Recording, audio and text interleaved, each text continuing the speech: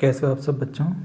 तो चलिए अपन क्या करते हैं, क्लास 12th लेते हैं, हेलो एल्केन एवं हेलो एरिन वाली यूनिट उठाते हैं और अपन कुछ आईएमपी एमसीक्यू सॉल्व करके देखते हैं। तो बच्चों हम क्या करते हैं, एक आईएमपी क्वेश्चन है, यहाँ पे फर्स्ट क्वेश्चन ले लेते हैं। यहाँ पे क्या होता है, 4 ऑप्शन दिए हैं, इसमें से दिया है कि निम्न में से कौन सा प्राथमिक हैलाइड है। अब आपको प्राथमिक हैलाइड के लिए कंडीशन पता है। प्राथमिक हैलाइड क्या होता है कि जैसे मान लो कोई एक हैलोजन है, जैसे यहाँ पे क्लोरीन फ्लोरीन कुछ भी हो सकता है। तो हैलोजन क्या होता है, जिस कार्बन से जुड़ा होता है ना, वो कार्बन खुद क्या हो, एक कार्बन से जुड़ा हो, अर्थात हैलोजन से जुड़ा हुआ जो कार्बन है यहाँ पे, ठीक है, तो वो क्या हो, एक कार्बन से जुड़ा हो, तो उसको प्राथमिक हैलाइड बोलते हैं। यदि मान लो ये जो कार्बन है, ठीक है, ये जो कार्बन है, यदि 2 कार्बन से जुड़ा रहता तो उसको द्वितीयक बोलते हैं, 3 से जुड़ा रहता तो तृतीयक। तो हमको क्या करना है, ये वाली कंडीशन ढूंढना है, ठीक है। तो बच्चों अब आ जाते हैं अपने यहाँ पे क्या, पहला अपना ऑप्शन लेते हैं और चेक करके देखते हैं। तो आइसोप्रोपिल आयोडाइड लेते हैं, ठीक है। तो आइसो जो शब्द है बच्चों, हम उस जगह में यूज़ करते हैं जब एक कार्बन क्या हो, चेन से बाहर जुड़ा हो, ठीक है। जैसे हम 3 कार्बन की यहाँ पे चेन है, तो हम 2 ही कार्बन की चेन बस ले सकते हैं, तीसरा कार्बन हमको क्या करना पड़ेगा, चेन से बाहर जोड़ना पड़ेगा। और जो कार्बन की जो चेन से बाहर लेते हैं वो हम सेकेंड लास्ट पोजीशन में जोड़ते हैं, ठीक है। लास्ट में नहीं जोड़ेंगे, यदि लास्ट में जोड़ेंगे तो वो चेन में ही कहला जाएगा, ठीक है। तो सेकेंड लास्ट पोजीशन में हम बाहर जोड़ देंगे और फिर एक हम यहाँ पे क्या करेंगे, आयोडीन जोड़ देंगे, ठीक है। तो ये है हमारा क्या बन गया है, आइसोप्रोपिल आयोडाइड, ठीक है। इसकी वैलेंसी आप फुल कर सकते हैं, ठीक है, इस प्रकार से। तो आप देख रहे हो यहाँ पे कि ये वाली कंडीशन हमको यहाँ पे प्राप्त नहीं हुई है, ठीक है। ये किसका एग्जाम्पल हो गया बच्चों, ये हो गया द्वितीयक हैलाइड का, ठीक है, क्योंकि यहाँ पे जो कार्बन है ये 2 कार्बन से जुड़ा है, जबकि हमको कंडीशन क्या चाहिए थी, 1 कार्बन से जुड़ा हो, ठीक है। अब हम देखें यदि सेकंड ऑप्शन, तो यहाँ पे लिखा ही है द्वितीयक ब्यूटिल आयोडाइड, तो ये होगा ही नहीं। यहाँ पे लिखा तृतीयक ब्यूटिल ब्रोमाइड, तो ये भी नहीं होगा क्योंकि साफ साफ लिखा है। अब हम लास्ट देखेंगे, यही हमारा आंसर है, क्या है, नियोहेक्सिल क्लोराइड। तो जो नियो शब्द है अपन यहाँ पे बना के देख लेते हैं। जो नियो शब्द है इसका मतलब होता है कि 2 जो कार्बन हो वो चेन में ना हो, चेन में ना हो, ठीक है। तो हम उसको बोलते हैं नियो। यदि बच्चों बात करें हम नियो की, तो नियो का स्ट्रक्चर हम क्या करेंगे, 2 कार्बन चेन में ना हो, तो हम यहाँ पे ओनली 6 कार्बन है, हेक्सिल में 6 रहते हैं, तो हम 4 ही लेंगे, 1 2 3 और 4। और जो 2 कार्बन है हम उनको इस प्रकार से चेन से बाहर लिख देते हैं, सॉरी यहाँ पे कार्बन है, तो हमने ये लिख दिए हैं। और यहाँ पे क्या करेंगे, हम यहाँ पे क्लोरीन जोड़ देंगे। यदि इसको फर्स्ट कार्बन दे दें, इसको सेकंड, इसको थर्ड, इसको फोर्थ, तो आप देखो यहाँ पे इसको बोलते हैं क्या, नियोहेक्सिल क्लोराइड। और आप यदि गौर से करें तो हमको यहाँ पे ये कंडीशन मिल गई है, ठीक है। क्लोरीन 1 कार्बन से जुड़ा है और जो कार्बन 1 कार्बन से जुड़ा है, ठीक है, वो खुद क्या है, 1 कार्बन से जुड़ा है। तो ये क्या है, हमारा एक प्राथमिक हैलाइड है। अब बच्चों सेकंड क्वेश्चन है, इसमें लिखा है एक संरचना दी हुई है, इसका अपने को आईयूपीएसी नाम बताना है, ठीक है। तो हम इस संरचना को क्या करते हैं, जब ऐसे क्वेश्चन आए तो इनको सॉल्व करने के लिए संरचना को, यदि आपके पास टाइम पर्याप्त है तो संरचना को आपको व्यवस्थित रूप से बना लेना है। तो चलिए हम क्या करते हैं, इसको एक सीधी संरचना के रूप में बना लेते हैं। यहाँ पे क्या लिखा, CH3 लिखा है, इसको CH3 बना लिए। फिर यहाँ पे एक CH है, ठीक है, ये वाला कार्बन और ये, ठीक है। फिर उसके बाद यहाँ पे डबल बंध है, हमने डबल बंध बना लिए। फिर यहाँ पे एक कार्बन है, इस कार्बन से एक मैथिल समूह जोड़ा है और इसी कार्बन से बच्चों नीचे साइड यहाँ पे क्या जोड़ा है, एक CH समूह जोड़ा है, हमने CH लिख दिए, ठीक है। और इसी से इधर साइड एक Br जोड़ा है और यहाँ पे एक CH3 जोड़ा है, ठीक है। अब इसका आईयूपीएसी नाम लिखना बहुत आसान हो जाएगा। तो हम क्या करते हैं, इसका अंकन चालू करते हैं। यदि बच्चों हम अंकन इस साइड ओर से चालू करें तो यहाँ पे दूसरे नंबर में एक क्या आएगा, यहाँ पे ब्रोमाइड आएगा, मतलब यहाँ पे साइड चेन देखने को मिलेगी, ठीक है, प्रतिस्थापी जोड़ा है। और यदि हम यहाँ पे बात करें 1 2, तो यहाँ पे एक डबल बंध जोड़ा है। और आपको आईयूपीएसी के नामकरण के अनुसार पता है कि हम डबल बंध को पहले वरीयता देते हैं, अर्थात यहाँ पे हम क्या करेंगे बच्चों, अंकन किस ओर से चालू करेंगे, इसी ओर से चालू करेंगे, 1 2 3, ठीक है, 4 5। इस प्रकार हम जब अंकन चालू कर दे देंगे तो अब हमको इनका नामकरण करना है। तो चूंकि ब्रोमीन क्या है, B से चालू होता है और मैथिल होता है M से, तो सबसे पहले ब्रोमीन का नामकरण करेंगे। तो यहाँ पे क्या हो जाएगा, 4 क्या हो जाएगा, ब्रोमो, ठीक है, 3 मैथिल, क्योंकि तीसरे नंबर में क्या जोड़ा है, यहाँ पे मैथिल समूह जोड़ा है, ठीक है।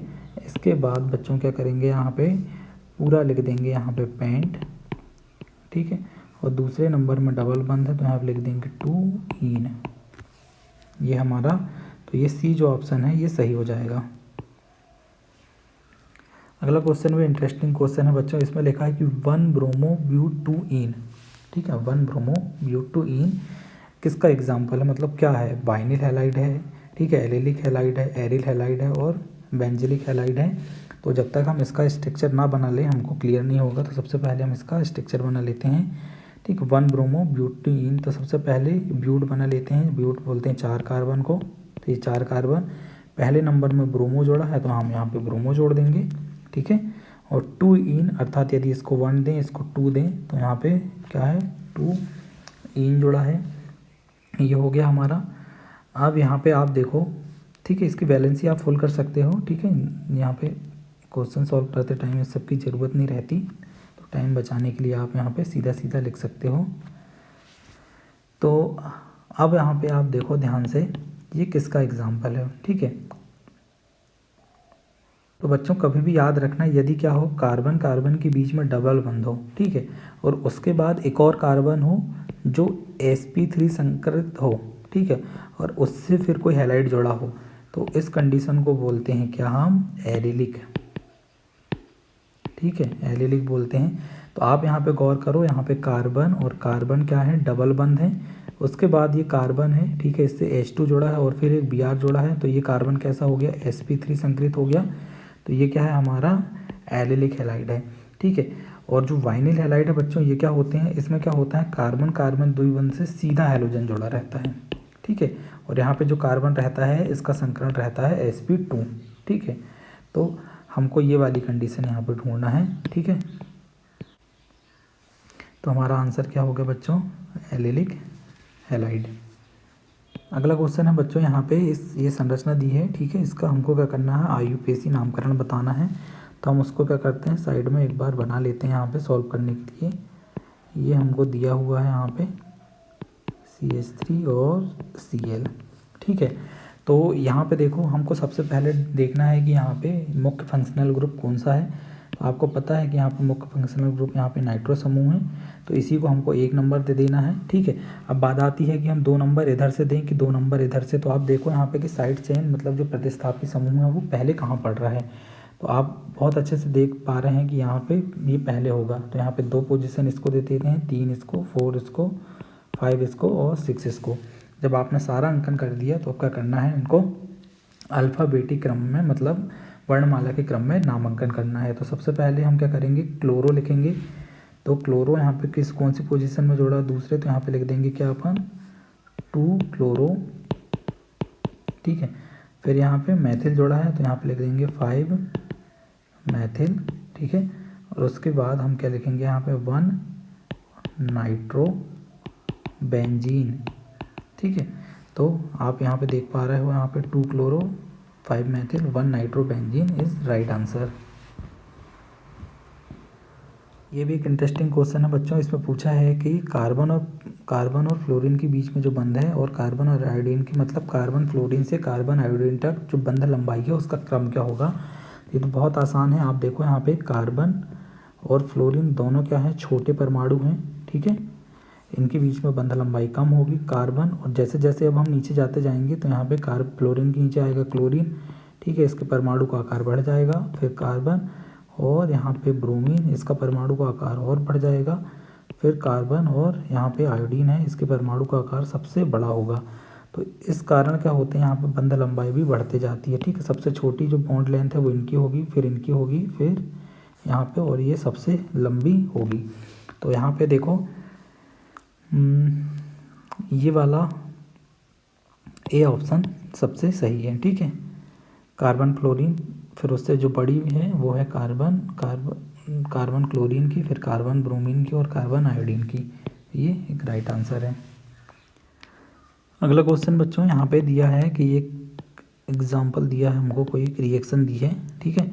ये पूछा है कि ये जो रिएक्शन है वो किसका एग्जांपल है, ठीक है। बच्चों यदि अपन इसके ऑप्शन देखें तो ऑप्शन में देखो यहाँ पे लिखा है मुक्त मूलक योग, तो मुक्त मूलक योग यहाँ पे नहीं होगा, क्योंकि यदि यहाँ पे मुक्त मूलक योग रहता तो यहाँ पे पेरोक्साइड लिखा रहता, पर यहाँ पे ऐसा कुछ लिखा नहीं है रिएक्शन में। तो हम इसको ऑप्शन से घटा देंगे। फिर यहाँ पे जो डी ऑप्शन है उसको भी हम इससे हटा देंगे, क्योंकि यहाँ पे प्रतिस्थापन लिखा है, तो प्रतिस्थापन की घटना यहाँ पे नहीं हो रही है, दोनों योग हो रहे हैं। अब यहाँ पे योग हमको ढूंढना है कि नाभिक स्नेही योग हो रहा है कि विद्युत स्नेही योग हो रहा है। तो आप देखो यहाँ पे जो HBr है, HBr का योग हो रहा है, तो यहाँ पे HBr टूटेगा, ठीक है, तो यहाँ पे बनाएगा H+ और Br- आयन। तो यहाँ पे जो H+ है ये बहुत ज़्यादा अस्थायी होता है, ठीक है। अस्थायी होने के कारण क्या होता है, ये बहुत जल्दी आसानी से इससे जाके जुड़ जाएगा। जैसे मान लो हम यहाँ पे रिएक्शन लिख लें CH3CH, और इस प्रकार है ये CH3। मान लो ये जो बंध है वो यहाँ पे शिफ्ट हो गया, तो यहाँ पे क्या आ जाएगा, इलेक्ट्रॉन का घनत्व तो बढ़ जाएगा, यहाँ पे प्लस आ जाएगा। तो जो H+ आयन बने हैं वो बहुत आसानी से क्या है, एक इलेक्ट्रोफाइल की तरह योग करते हैं और यहाँ से जाके जुड़ जाते हैं, ठीक है। तो हमको क्या बन जाता है, CH+ और CH2 और CH3। और ये क्या बन गया बच्चों, एक बताओ यहाँ पे द्वितीयक कार्बोकेटायन। तो ये स्थायी भी है, बाद में इस द्वितीयक कार्बोकेटायन से क्या होते हैं, Br- जाके जुड़ते हैं। तो सबसे पहले जो योग है वो H+ का हुआ। H+ क्या है, एक E+ है, अर्थात इलेक्ट्रोफाइल है, अर्थात विद्युत स्नेही है। तो यहाँ पर जो सी ऑप्शन है वो करेक्ट है, विद्युत स्नेही योग ये इस रिएक्शन का नाम है। बच्चों ये एक एग्जाम्पल दिया है, यहाँ पे पेरोक्साइड दिया है और यहाँ पे क्वेश्चन मार्क लिखा। तो ये क्वेश्चन मार्क पता करना है कि 4 ऑप्शन में से क्या रहेगा, A, B, C और D से, ठीक है। तो ये पेरोक्साइड है, अर्थात यहाँ पे जब पेरोक्साइड लिखा रहता है और डबल बंध पे HBr का योग होता है तो इसको बोलते हैं अपन एंटी मार्कोनिकॉफ अभिक्रिया, ठीक है। क्या बोलते हैं, एंटी मार्कोनिकॉफ अभिक्रिया। और एंटी मार्कोनिकॉफ अभिक्रिया में क्या होता है बच्चों, आपको हमेशा पता रहना चाहिए कि यहाँ पे जो ब्रोमाइड आयन है, ठीक है, ये यहाँ पे दोनों कार्बनों में से उस कार्बन से जुड़ेंगे जहाँ पे हाइड्रोजन की संख्या ज़्यादा हो, ठीक है, अर्थात ये यहाँ से जुड़ेंगे। तो यहाँ पे ये जो पहला ऑप्शन है ये सही है, ठीक है। क्योंकि बच्चों पेरोक्साइड के कारण हमेशा क्या बनते हैं, मुक्त मूलक बनते हैं। यदि हम इस रिएक्शन को लिख भी लें यहाँ पे, ठीक है, यदि हम यहाँ पे लिख भी लें इस प्रकार से, तो यहाँ पे CH2C और ये जो बंध है ये दोनों एक एक मुक्त मूलक में यहाँ पे ट्रांसफ़र हो जाएंगे, CH2 और यहाँ पे H जुड़ा है, ठीक है। यहाँ पे जो बंध है वो टूट गया और एक एक मुक्त मूलक बन गए। अब यहाँ पे क्या होता है, जो पेरोक्साइड है, पेरोक्साइड के कारण जो ब्रोमीन है इसका मुक्त मूलक फ्री होता है और ये इससे जाके जुड़ जाता है, ठीक है। ये इससे भी जुड़ सकता है, इससे भी, ब्रोमीन यहाँ से भी जुड़ सकता है, ब्रोमीन मुक्त मूलक, और यहाँ से भी जुड़ सकता है। पर यदि यहाँ पे पहले कार्बन में जुड़ेगा तो यहाँ पे हमको जो मुक्त मूलक है वो मिलेगा द्वितीयक प्रकार का, ठीक है। यहाँ पे जो मुक्त मूलक मिलेगा वो द्वितीयक प्रकार का मिलेगा। और आपको पता है कि मुक्त मूलक जो द्वितीयक मुक्त मूलक है उनकी स्टेबिलिटी ज़्यादा होती है, तो यही होगा। तो यहाँ पे ये Br पहले यहाँ पे जुड़ जाएगा, फिर बाद में जो हाइड्रोजन मुक्त मूलक है वो यहाँ पे जुड़ेगा, और इस प्रकार हमको ये पहला ऑप्शन सही होगा यहाँ पे। अगला क्वेश्चन है बच्चों, यहाँ पे दिया है जब HBr का योग है, यहाँ पे पेरोक्साइड नहीं लिखा है, ठीक है, अर्थात यहाँ पे हमको मार्कोनिकॉफ का नियम लगाना है, एंटी मार्कोनिकॉफ का नियम यहाँ पे ध्यान में नहीं रखना है, ठीक है।